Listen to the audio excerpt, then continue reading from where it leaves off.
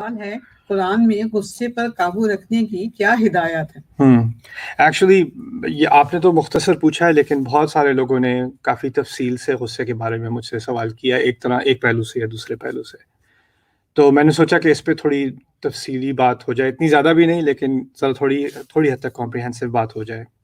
اصل میں جو کمپلیکیشن آتی ہے وہ یہ ہے کہ قرآن نے ایک جگہ ذکر کیا ہے ان لوگوں کا جن کو جنت کا وعدہ کیا گیا ہے، اعدت للمتقین، کہ وہ جنت متقی لوگوں کے لیے بنائی گئی ہے. پھر متقی لوگوں کی ایک تعریف دی ہے کہ ان کی ڈسکرپشن کیا ہے، ان کے اوصاف کیا ہیں، کوالٹیز کیا ہیں ان لوگوں کی نا. تو اس میں اللہ تعالیٰ نے کہا ہے الذین ينفقون فی السراء والضراء، جو خرچ کرتے ہیں خفیہ بھی اور نہ آسانی میں بھی اور مشکل میں بھی. یعنی وہ صدقہ خیرات کا کوئی نہ کوئی اہتمام کر لیتے ہیں، اگر آمدنی آ رہی ہے پھر بھی کر لیتے ہیں، لیکن اگر کوئی مشکل ہو تو پھر بھی کچھ نہ کچھ دے دیتے ہیں. تو پہلی کوالٹی ہے. پھر دوسری الذین ينفقون فی السراء والضراء والکاظمین الغیظ، اور اس کا عام ترجمہ کیا جاتا ہے اور وہ غصے کو نگل لیتے ہیں، غصے کو نگلنے والے. والعافین عن الناس، اور لوگوں سے پیار سے معافی کر دینے والے، لوگوں کو پیار سے معاف کر دینے والے. عفو صرف معاف کرنے کو نہیں ہوتا، کیونکہ معاف کرنے میں بھی کبھی کبھی کو ہوتا ہے اچھا ٹھیک ہے معاف کیا، یعنی کھچکچاہٹ ہوتی ہے یا دل میں تکلیف پھر بھی رہتی ہے معاف کرنے کے بعد، رائٹ. عفو کا لفظ ہے محبت سے معاف کر دینا، معاف بھی نہیں کیا گلے بھی لگا لیا، اس کو احساس بھی نہیں ہونے دیا کہ اب کچھ رہ گیا ہے، دل سے معاف کر دینا. تو وہ والعافین عن الناس، تو پہلے تو کہا غصے کو نگل جاتے ہیں، پھر دوسرا کہا محبت سے معاف کرتے ہیں، پھر واللہ یحب المحسنین، اور اللہ جو احسان کرتے ہیں ان سے محبت کرتا ہے. تو اس آیت میں اشارہ ہے کہ اگر یہ چیزیں انسان کے اندر آ جائیں تو یہ اللہ تعالیٰ کو بہت ہی پسند ہیں، ایسے لوگوں سے وہ خاص محبت کرتا ہے. اور پھر یہ بھی نہیں کہا کہ وہ ویسے تو اللہ تعالیٰ تمام مخلوق سے محبت کرتا ہے، لیکن ان کو ایک ٹائٹل دیا محسنین. جیسے ہمارے دین میں 3 درجے ہیں، اسلام، پھر اس کے اوپر ایمان، پھر اس کے اوپر احسان، رائٹ. سب سے اعلیٰ درجہ اللہ تعالیٰ کے نزدیک احسان کا ہے. تو یہاں پر اللہ تعالیٰ نے بات متقیوں سے شروع کی تھی، لیکن اگر ان میں یہ 3 کوالٹیز آ جائیں تو اس بات کی طرف اشارہ کر دیا کہ یہ سب سے اعلیٰ درجے کے ہیں میرے نزدیک. تو یہ بہت اونچا سٹینڈرڈ اللہ تعالیٰ نے رکھا ہے اور اس کو ایک اونچا مقام دیا ہے ان لوگوں کو. لیکن سوال یہ ہوتا ہے کہ اگر آپ غصے کو نگلے جاؤ تو اندر ہی انسان گھٹتا رہتا ہے، رائٹ، اور وہ اس کو اندر سے کھا جاتا ہے. یہاں تک کہ سائیکالوجی اسٹڈیز میں تو اگر کوئی غصے کو میں ابھی اس کے بارے میں ریسرچ بھی پڑھ رہا تھا ریسنٹلی، کہ اگر کوئی غصے کو ایکسپریس نہ کرے یا اندر ہی رکھے اپنے، تو اس سے ایکچولی بلڈ پریشر پہ اثر پڑتا ہے اور ہارمونز پہ اثر پڑتا ہے اور آٹو امیون ڈیزیزز شروع ہو سکتی ہیں اور بہت قسم کی کمپلیکیشنز آ جاتی ہیں اگر انسان اپنی ایموشنز کو اندر ہی اندر دبائے رکھے، اس کا اظہار نہ کرے، رائٹ. تو پھر اس آیت کو اور اس مقصد کو، کیونکہ اللہ تعالیٰ نے جو کچھ ہمیں دیا ہے وہ ہمارے لیے شفا ہے، ٹھیک ہے نا. یہ اللہ تعالیٰ نے کہا وَنُنَزِّلُ مِنَ الْقُرْآنِ مَا هُوَ شِفَاءٌ وَرَحْمَةٌ لِّلْمُؤْمِنِينَ، ہم نے قرآن میں سے وہ چیز بھیجی ہے جو شفا ہے اور رحمت ہے مومنوں کے لیے. تو اب یہ متضاد بات ہو گئی کہ اگر غصے کو دبایا گیا تو شفا کا اپوزٹ ہے، رائٹ. بیماریاں ہو رہی ہیں لوگوں کو، غصے کو دبائیں گے تو، اور قرآن نے کہا غصے کو دباؤ، تو یہ کیسے شفا ہے؟ تو یہ سوال پیدا ہوتا ہے. اس کو سمجھنے کے لیے میرے نزدیک پہلی بات جو پہلا قاعدہ ہے قرآن کا، میرے نزدیک قرآن پڑھنے کا، وہ یہ ہے کہ اللہ تعالیٰ کہتے ہیں بلسان عربی مبین. اللہ تعالیٰ نے قرآن کو واضح اور واضح کرنے والی عربی زبان میں نازل کیا. تو ہم ترجمہ پڑھتے ہیں غصہ نگل جاتے ہیں، رائٹ. لیکن جو الفاظ عربی میں استعمال ہوئے ہیں وہ اللہ تعالیٰ نے خاص چنے ہیں. اور ہم آج بات کرتے ہیں اردو کا لفظ میرا خیال ہے مترادف یا مرادف. مترادف میرا خیال زیادہ استعمال ہوتا ہے اردو میں، عربی میں مرادف کہتے ہیں. وہ یہ ہے کہ کچھ الفاظ ہم معنی ہوتے ہیں، ٹھیک ہے، جیسے غضب، غصہ، رائٹ، خوشی، سرور. اور کچھ الفاظ ہوتے ہیں جو ایک دوسرے کے قریب ہوتے ہیں. انگلش میں بھی ہوتا ہے ہیپینس، جوائے، اینگر، ریج. لیکن عربی اس کی ایک خاص کوالٹی ہے کہ اگر کچھ لفظ ایک دوسرے کے قریب بھی ہوں گے نا، ان کا ہر ایک کا الگ الگ ایک فلیور ہے، ہر ایک کا الگ الگ ایک معنی ہے. یعنی آپ اس طرح سمجھ لیں کہ ہے تو ایک ہی ڈائمنڈ، لیکن ڈائمنڈ کے سارے اینگل ہوتے ہیں نا. اس لفظ سے یہ اینگل ہائی لائٹ ہو رہا ہے، اس لفظ سے یہ اینگل ہائی لائٹ ہو رہا ہے، اس لفظ سے یہ اینگل ہائی لائٹ ہو رہا ہے. تو یہ چیز ایک ہی ہے، غصہ ہے، لیکن غصے کے مختلف پہلو ہائی لائٹ ہو جاتے ہیں، مختلف کے بارے میں مختلف باتیں نکلتی ہیں اسی ایک لفظ کے بارے میں، لفظ کی چوائس سے. یہ عربی کی کئی خصوصیات میں سے ایک خصوصیت اس کی یہ ہے. تو قرآن میں مختلف چیزوں کے لیے کئی الفاظ استعمال ہوئے ہیں. اداسی کے لیے کئی الفاظ استعمال ہوئے ہیں فرض کریں, ٹھیک ہے نا, اور اسی طرح غصے کے لیے کئی الفاظ استعمال ہوئے ہیں, غیظ ہے, غضب ہے, اور الفاظ ہیں. تو یہاں پر میں چاہ رہا تھا پہلے کہ ہم اس لفظ کو اچھی طرح سمجھ لیں کہ کیا لفظ استعمال ہوا ہے اگلنے کے لیے اور کیا لفظ استعمال ہوا ہے غصے کے لیے. پہلے ان دونوں چیزوں کو کمبائن کر لیں تاکہ آیت واضح طور پہ سمجھ آ جائے بات کیا کی جا رہی ہے. تو شروع پہلے کرتے ہیں اگلنے سے, جس کو ترجمہ کیا جا رہا ہے غصے کو اگل لیتے ہیں یا اندر کر لیتے ہیں, اندر کر لیتے ہیں. اس کا لفظ ہے الکاظمین, کظم, کاف, زوئے اور میم, یہ 3 حروف ہیں. عربی میں جو الفاظ ہوتے ہیں وہ 3 حروف سے نکلتے ہیں.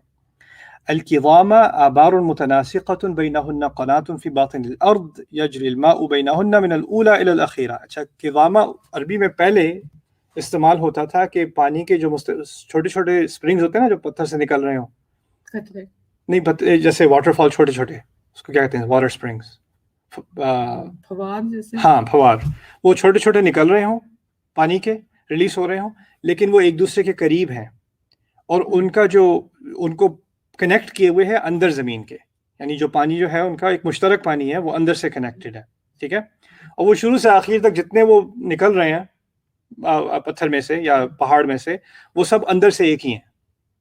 تو یہ کسی چیز کا پھوٹ کے باہر نکلنا اور اندر جو تھی وہ پھٹ کے باہر نکل آئی, یہ اس کی اوریجنل میں سے ہے.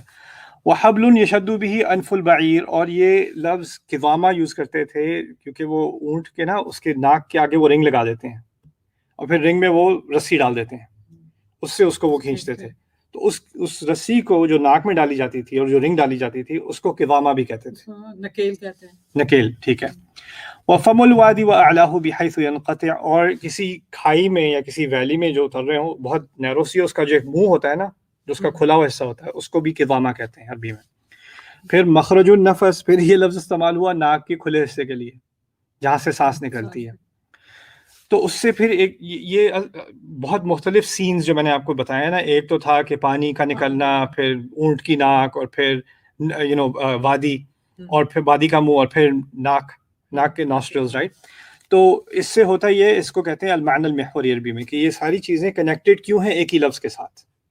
ان سب میں کچھ نہ کچھ مشترک ہوگا جس کی وجہ سے عرب نے ہزاروں سال سے ان ساری سینیریوز کے لیے ایک ہی لفظ استعمال کیا, یا ایک طرح کا لفظ استعمال کیا. تو اسے وہ کہتے ہیں کل ما سد من مجرى ماء او باب او طریق,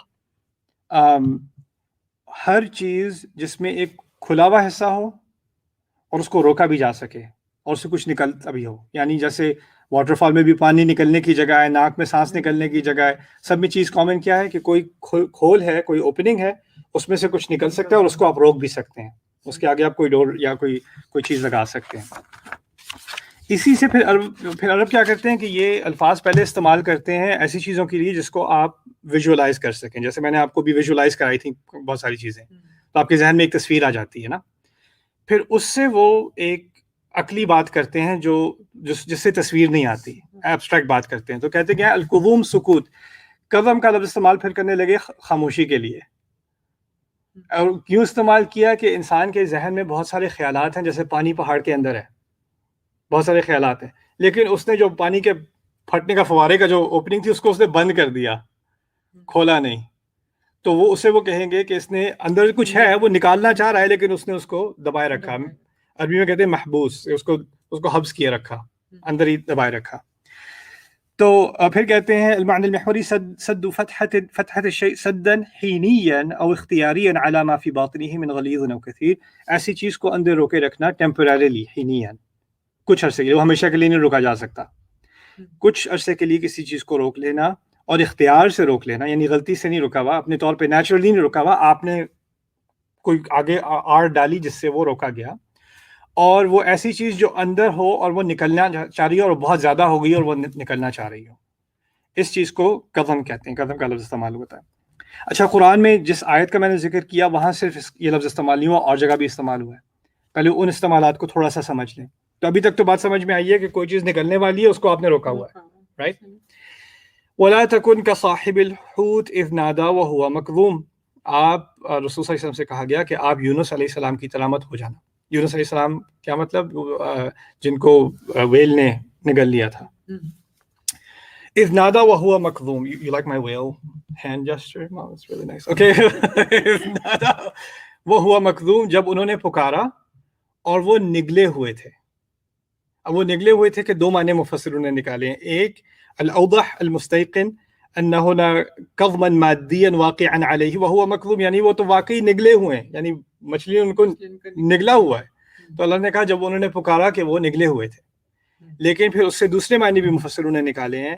الکرب لازم لہو, یعنی وہ اپنے اندر بہت ساری اداسی اور اپنے اوپر شرمندگی اور ندامت نگلے ہوئے تھے, اور اس حالت میں انہوں نے اللہ تعالیٰ کو پکارا. تو ایک ان کی واقعی سچویشن ہے, اور ایک ان کے دل کی حالت ہے, وہ دل میں بھی نگلے ہوئے ہیں, اندر ان کے جذبات نکلے ہوئے ہیں, اور ان کو انہوں نے نکالا اور وہ دعا کی.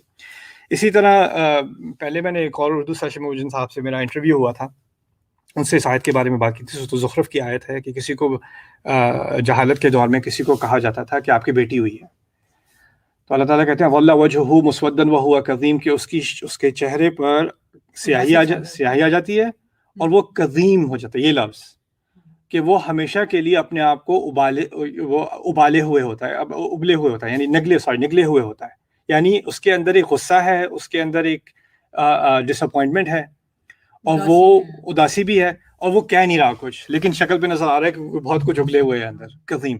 لیکن اس میں قدیم, میں عربی تو آپ کو دکھا نہیں رہا, لیکن اگر آپ سنتی بھی ہیں, اردو والوں کو آسان ہے سننا. قدیم میں آپ کو یہ سنائی دی قدیم, اگر آپ کسی سے کہیں کہ قدیم لکھ دو یا عزیز لکھ دو یا کریم لکھ دو, تو یہ سنائی دیتی ہے آپ کو؟ نہیں, ہلکا ہوتا ہے قزیم. ہاں, پھر جیسے کریم صحیح اور عزیز, اس میں یہ آتی ہے نا. اگر میں کہوں کاظم, پھر کون سا حرف آئے گا؟ الف آئے گا. یہ اہم ہے. جو آیت جس کا ہم ابھی ذکر کرنے والے ہیں, جس میں غصے کو نگلنے کی بات ہو رہی ہے, اس میں الف ہے, کاظم والکاظمین الغیظ. اور یہاں جو لفظ استعمال ہوا ہے وہ کیا ہے؟ قدیم, یہ کے ساتھ. اس سے بہت فرق پڑتا ہے عربی میں. جو یہ کے ساتھ ہے اسے اسم صفہ کہتے ہیں, ایسی چیز جو ہمیشہ ہو, جو دائمی ہو. یعنی دن رات وہ نگلے ہوئے ہیں, دن رات ڈپریشن میں ہے, دن رات اس کی شکل پہ یہ آثار آئے ہوئے ہیں, وہ ہمیشہ کے لیے اسی حالت میں ہے, لانگ ٹرم اسی حالت میں ہے. اسے قدیم کہتے ہیں. ہو سکتا ہے بیٹی جو ہے وہ 18 سال کی ہوگی, ابھی وہ اسی حالت میں ہے, اس کو ابھی وہی دن یاد آتا ہے اسے. اسے قدیم کہتے ہیں. آیت میں قدیم کا لفظ استعمال نہیں ہوا. جس میں اللہ تعالیٰ نے جنت کے لوگوں کا ذکر کیا ہے نا, وہاں قدیم کا لفظ استعمال نہیں ہوا, اس پہ میں بعد میں آؤں گا. لیکن ایک دو اور جگہ دیکھ لیں. یعقوب علیہ السلام کے بارے میں اللہ تعالیٰ نے کہا وَابْيَضَّتْ عَيْنَاهُ مِنَ الْحُزْنِ فَهُوَ كَظِيمٌ, کہ ان کی آنکھیں سفیدی آ گئی ان کی آنکھوں پہ, یعنی وہ اندھے ہو گئے اور وہ قزیم تھے. یہی لفظ, یعنی جو غم, ہاں ہمیشہ کتنے سالوں ان کی اداسی رہی ہے نا یوسف علیہ السلام سے متعلق, تو اس لیے وہ ان کے لیے یہ قزیم کا لفظ استعمال ہوا. پھر قیامت کے دن انسان کے خوف جو ہے, وہ خوف اتنا زیادہ ہوگا اس کا کہ اس کے منہ سے آواز نہیں نکلے گی. اور اس خوف کے دن کو اللہ تعالیٰ نے بتایا اذ القلوب لدى الحناجر کاظمین, جس دن دل گلے تک پہنچے ہوں گے اور وہ اس کو نگل رہے ہوں گے. یعنی دل کی دھڑکن یہاں تک آئی ہوئی اور اس کو وہ نگل رہے ہیں, اور نگلنے کے لیے کاظم کا لفظ استعمال ہوا ہے. کیوں؟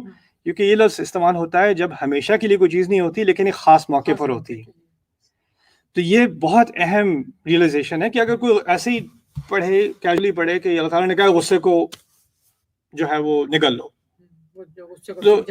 تو لگے گا کہ اللہ تعالیٰ کہہ رہے ہیں ہمیشہ کے لیے غصے کو نگلو. لیکن وہ لفظ کیا ہوتا ہے؟ قدیم. یہاں ہے کاظم والکاظمین الغیظ. اسی طرح اچھا یہ لفظ تھا کاظم. تو اس سے ایک جو اہم درس ہمارے لیے نکلا کہ اس میں واقعی کنٹرول کرنے کی بات ہے, اندر کرنے کی بات ہے. جو چیز باہر آنا چاہ رہی ہے اس کو آپ اندر کر رہے ہیں, لیکن اس آیت میں ایک خاص موقع پر کرنے کا ذکر ہے. اس میں ہمیشہ کے لیے اس حالت میں رہنے کا ذکر نہیں ہے کہ آپ ہمیشہ کے لیے اپنے غصے کو اگلے ہوئے بیٹھے ہیں. اب آتے ہیں غصے کی طرف.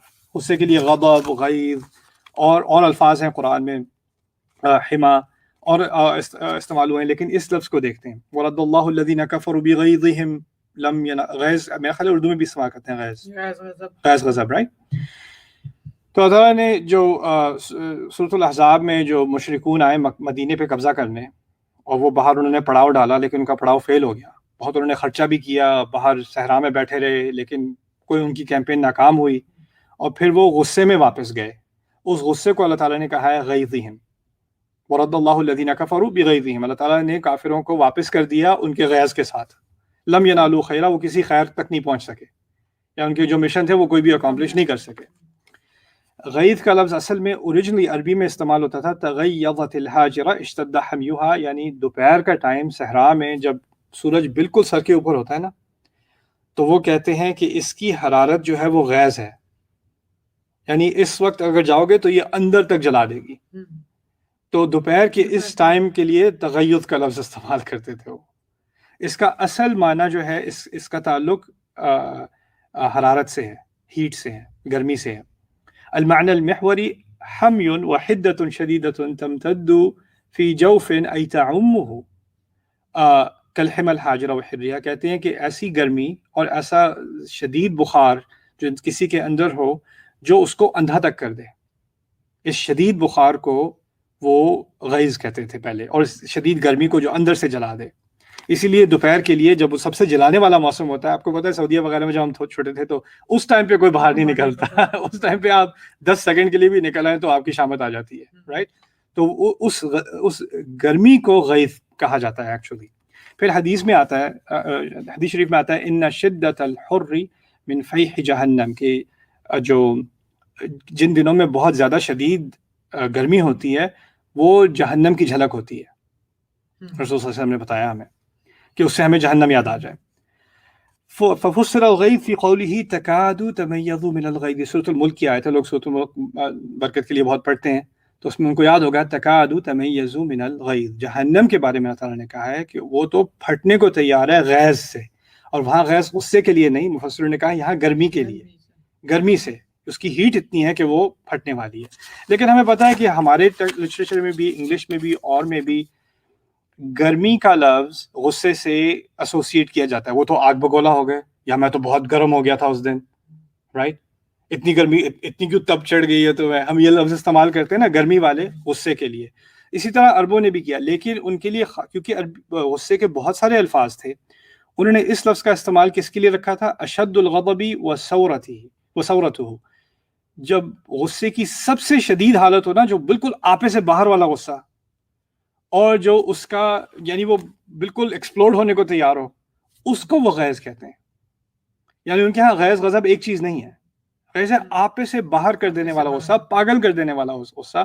وَهُوَ حَرَارَةٌ شَدِيدَةٌ فِي النَّفْسِ وَالْقَلْبِ، اور بہت شدید حرارت ہے جو نفس اور دل کے اندر آ جائے.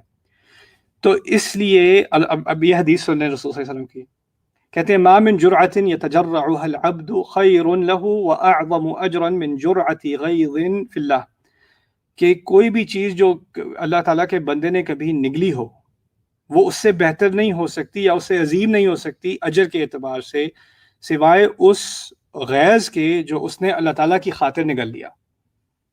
یعنی غیظ کو نگلنا سب سے اعلیٰ چیز جو آپ نے کبھی نگلی ہو زندگی میں، جس کا آپ کو اتنا بڑا اجر ملا، وہ غیظ ہے آپ کا. اب اس آیت کے بارے میں آتے ہیں.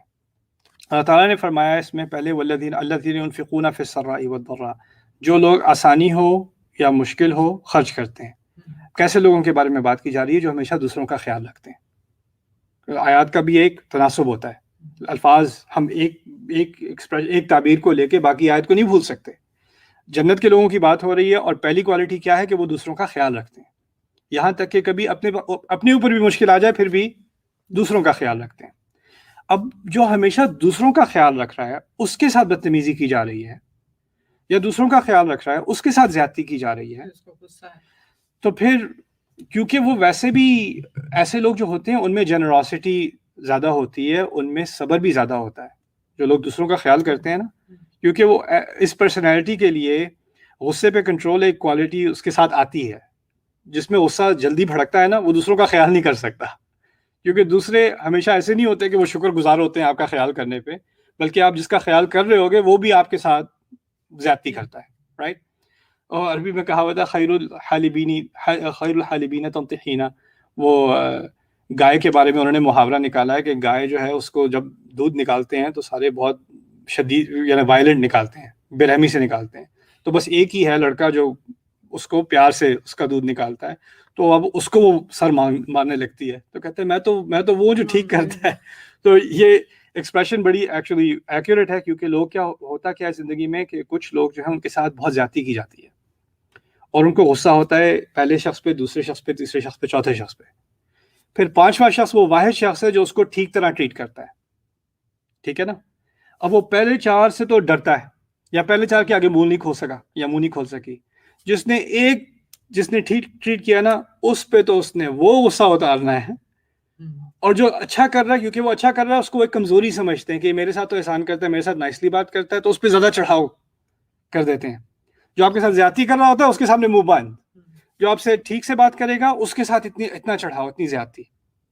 اور یہ ایک فنامنا ہے، سائیکالوجی میں اس کو پڑھا جاتا ہے، رائٹ.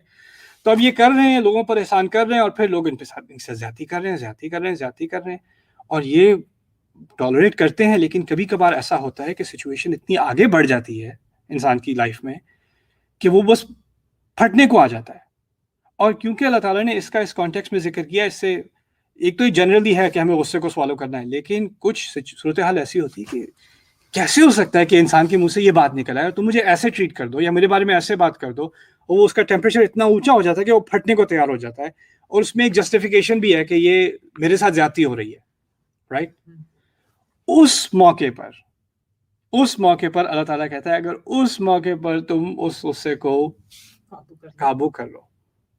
یہاں تک کہ کچھ نے تو نکالنے کی کوشش کی، کیونکہ اس کا تعلق مختلف پانی کے چینل سے تھا نا، کہ اس وقت اس غصے کو برے الفاظ یا اونچی آواز سے چینل کرنے کے بجائے اس کو کسی اور طرف، اس پانی کو کسی اور طرف لے جا کے کسی اور طریقے سے نکال لو. جاؤ واک کر لو، جاؤ 2 نفل پڑھ لو، جاؤ ٹھنڈے دماغ سے سوچ لو، پھر آ کے ٹھنڈے دماغ سے جواب دے دینا اگر جواب دینا بھی ہو تو، رائٹ. یہ نہیں کہا کہ ہر وقت غصے کو دبائے رکھو، لیکن جو ایکسٹریم سچویشنز ہوتی ہیں نا، پھر اس میں انسان ایسی باتیں کر جاتا ہے جس کو وہ بعد میں پچھتاتا ہے کہ میں تو ایسا ہوں نہیں، میرے منہ سے یہ کیسے نکل آیا، رائٹ. وہ اپنے آپے سے باہر ہو جاتا ہے. اس موقع پر اللہ تعالیٰ نے کہا ہے والکاظمین الغیظ، کہ وہ اپنے غصے کو پی جاتے ہیں. یہ ہمیشہ کی سچویشنز کا نہیں ہے. آخری بات جو میں کہہ رہا تھا، اس میں تفصیل میں جائیں گے لیکن انشاءاللہ آج شاید موقع نہ ملے. غصے کی جڑ کو سمجھنا بہت ضروری ہے. یہ کہنا کافی نہیں ہے کہ غصہ نہ کیا کریں. کیسے نہ کیا کریں؟ اگر دیکھیں، اگر کوئی پودا ہے اور اس میں کوئی کیڑا لگ گیا ہے یا کوئی اس میں کوئی بیماری آ گئی ہے، جب تک آپ بیماری کو ایڈریس نہیں کریں گے تو اگر پتے اس کے خراب نکل رہے ہیں تو پتوں کو آپ کاٹتے رہیں، وہ دوبارہ خراب پتہ نکلے، کیونکہ آپ نے اصل مسئلے کو حل نہیں کیا. تو ایک طرف تو یہ اللہ تعالیٰ نے کہا ہے کہ اس کو نگلتے ہیں، لیکن ہم میں یہ صلاحیت ہے انسانوں میں کہ ہم سیکھیں کہ یہ غصہ آ کہاں سے رہا ہے، بار بار کیوں آتا ہے، کیسے آتا ہے، اس کی جڑ کیا ہے، اس کی جڑ کو میں کیسے کاٹوں تاکہ بار بار یہ سین نہ بنے، یہ سچویشن نہ بنے میرے لیے نا. اور غصے کی غصے کے کچھ پہلو ایسے ہیں یا کچھ طرح کا غصہ ایسا ہے جو ایکچولی اچھی چیز ہے. غصہ اللہ تعالیٰ نے انسان کے اندر ڈالا ہے کیونکہ ہمارے نیچرل میکینزمز میں سے اداسی اللہ تعالیٰ نے ہمارے اندر ڈالی ہے، خوشی ڈالی ہے، خوف ڈالا ہے، غصہ ڈالا ہے. دیکھیں اگر کوئی زیادتی ہو رہی ہو اور مجھے غصہ نہ آئے تو یہ تو کوئی خرابی ہے. غصہ آنا تو، بلکہ دنیا میں جو انصاف کی تحریکیں ہوتی ہیں یا پولیٹیکل چینجز آتی ہیں بہتری کے لیے، یا پروٹیسٹ ہوتے ہیں اسٹوڈنٹس کے رائٹس کے، یا غصے پہ ہی ہوتے ہیں نا.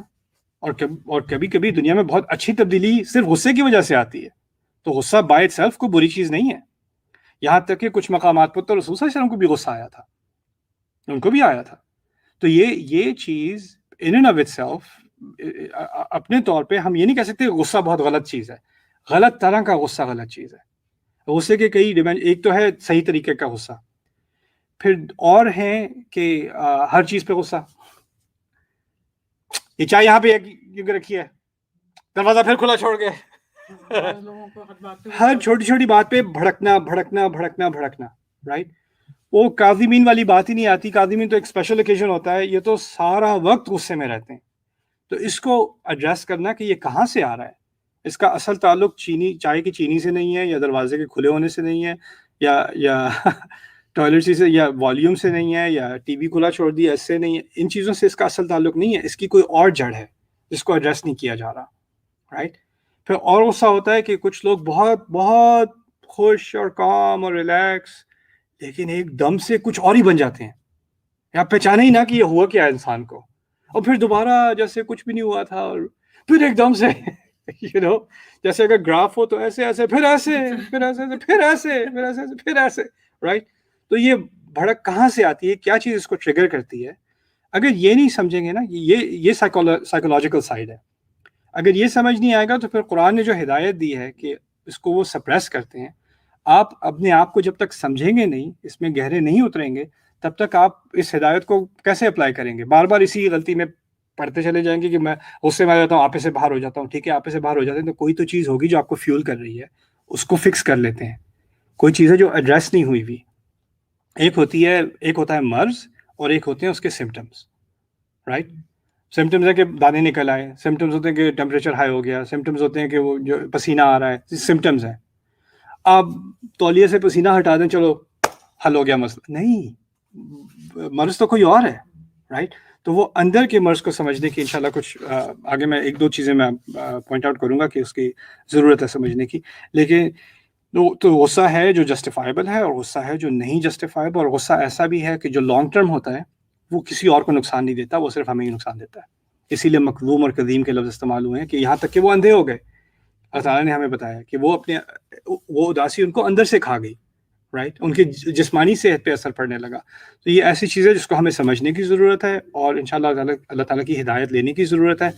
اس میں اس آیت میں اس کے بارے میں کہ ہم نہ صرف کیسے اس کو کنٹرول کریں, بلکہ اس کو ہمیشہ کے لیے اس طرح اپنے درجے نارمل درجے کے اندر ہی رکھیں, اس کی طرف بھی اشارات ہیں.